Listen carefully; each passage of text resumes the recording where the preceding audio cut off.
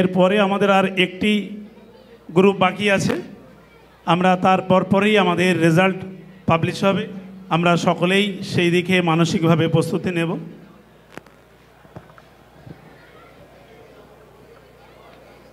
আসসালামু আলাইকুম।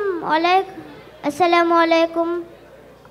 ওয়ালাইকুম আসসালাম ওয়া রাহমাতুল্লাহি ওয়া বারাকাতুহু। কি গো বান্ধবী, কোথায় চললে? কেন? ওই মক্তব থেকে বাড়ি ফিরছি, আজান দিয়েছে, নামাজ পড়তে হবে। আরে বান্ধবী দাঁড়াও দাঁড়াও, এত তাড়াতাড়ি কিসের? নামাজের সময় কি শেষ হয়ে যাচ্ছে নাকি? আরে সাবিকুন নাহার, না না, আল্লাহ পাক কোরআনে বলেছেন ইন্নাস সালাতা কানাত আলাল মুমিনিনা কিতাবাম মাওকুতা। বান্ধবী জান্নাতুন, তুমি কি বললে? এখনই সব হিড়বিড় করে কিছু তো মাথায় ঢুকলো না। আরে এটা আমার কথা না, আল্লাহ পাক বলেছেন নামাজ নিশ্চয় মুমিনদের উপর ফরজ করা হয়েছে। এই বান্ধবী জান্নাতুন, তুমি নামাজ পড়ে কি পাও? সে সাবিকুন নাহার, তোমার এমন কথা বলতে একটুও লজ্জা লাগলো না? তুমি মানুষ না গাধা? কেন, আমি ঠিকই তো বলেছি। তুমি ঠিক বলেছ, মানে তুমি একজন মুসলমান হয়ে ইসলামের 5টি স্তম্ভ জানো, যেমন কলেমা, নামাজ, রোজা, হজ, যাকাত।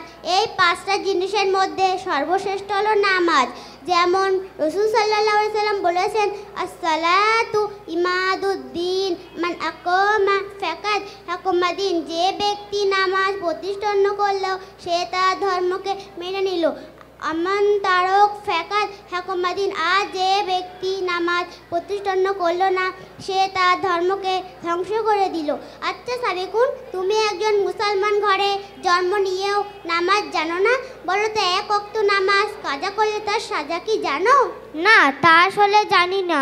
তাহলে শোনো, আমাদের নবী করিম সাল্লাল্লাহু আলাইহি সাল্লাম বলেছেন এক ওয়াক্ত নামাজ কাজা করলে 2,88,000 বছর আল্লাহ পাক তাকে জাহান্নামের আগুনে পোড়াবেন।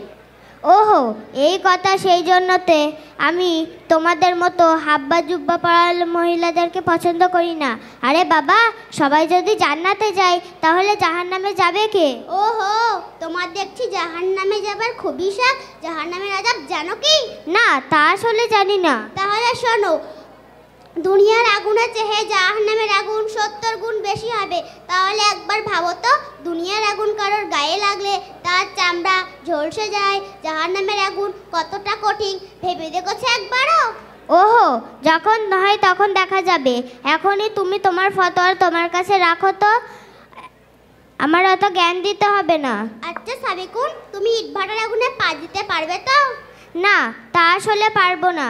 কিন্তু তুমি আমাকে অত বোঝাতে এসো না দিনি। আসলে শয়তান তোমাকে মাকড়সার জালে ঘিরে ফেলেছে। তোমাকে দিনের পথে ফিরিয়ে আনতে হবে। তোমাকে দিনের পথে ফিরিয়ে আনা খুবই কঠিন। এই বান্ধবী জান্নাতুন, তুমি কি সব আগডুম বাগডুম বলছো? কিছুই তো মাথায় ঢুকছে না। না, তা আসলে ঢুকবে না, কারণ সন্ধ্যা হলেই তো টিভিতে সিরিয়াল দেখতে বসে পড়ো। তাহলে তোমার মাথায় ঢুকবে কি করে? তাহলে আমি এখন কি করব? তুমি আমার সাথে কাল থেকে সরাদার উরুমুনু হানাফিয়া মাদ্রাসায় পড়তে যাবে। তাহলে অনেক দোয়া দরুদ শিখে যাবে। এবং আমি তোমাকে কথা দিচ্ছি, আমি কাল থেকেই নামাজ পড়ব। তুমি আর কাল করো না তো। কাল যদি আবার কোনো কাজে আটকে পড়ো তাহলে তোমার নামাজটাই পড়া হবে না। ঠিক আছে, আমি আজ থেকেই নামাজ পড়ব।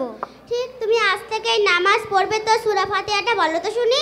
শোনো, আলহামদুলিল্লাহি রাব্বিল আলামিন, মাঝে আর কিছু জানি না, ওয়ালা দলিন। আরে বাস, এ আবার কোন ধরনের সূরা ফাতিহা? শুনিনি তো এরকম কোনোদিন সূরা ফাতিহা, আমার লাইফেই তো শুনিনি। কেন, আমি ভুল বলেছি নাকি? হ্যাঁ, তুমি অবশ্যই ভুল বলেছো। আচ্ছা, তুমি উজুর নিয়ত তো বলো তো শুনি। শোনো, আসপাত আসপাত, অতি ঝুমঝুম, জবান পাক। আচ্ছা ঠিক আছে। আচ্ছা, তুমি পাটির দোয়াটা বলো তো শুনি। আচ্ছা শোনো, অমুকের হাতে বেটে কাটা, অমুকের কলছি, আল্লাহর হুকুমে আমি পাটি চেপে বসি। ঠিক আছে, তুমি থাক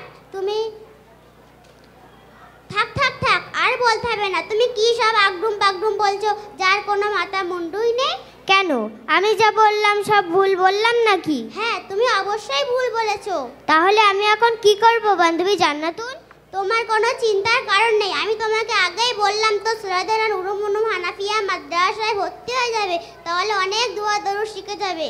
ঠিক আছে, আমি কাল থেকেই তোমাদের সোলাদানা নুরুল উলুম হানাফিয়া মাদ্রাসায় পড়তে যাব এবং আমি আমার মেজো এবং ছোট ভাই ও বোনদেরকে বলবো সোলাদানা নুরুল উলুম হানাফিয়া মাদ্রাসায় পড়তে চলো, তাহলে তোমরা অনেক কিছু শিখতে পারবে। আলহামদুলিল্লাহ, তোমার শিক্ষার আবেগে আমি খুশি হলাম। আল্লাহ পাক তোমাকে এবং সকলে ইসলামিক শিক্ষা অর্জন করবার তৌফিক দান করুন, আমিন। এখন তাহলে আমি আসি, তুমি আমার সাথে কাল থেকে সোলাদানা নুরুল উলুম হানাফিয়া মাদ্রাসায় পড়তে যাবে, তাহলে অনেক দোয়া দরুদ শিখে যাবে।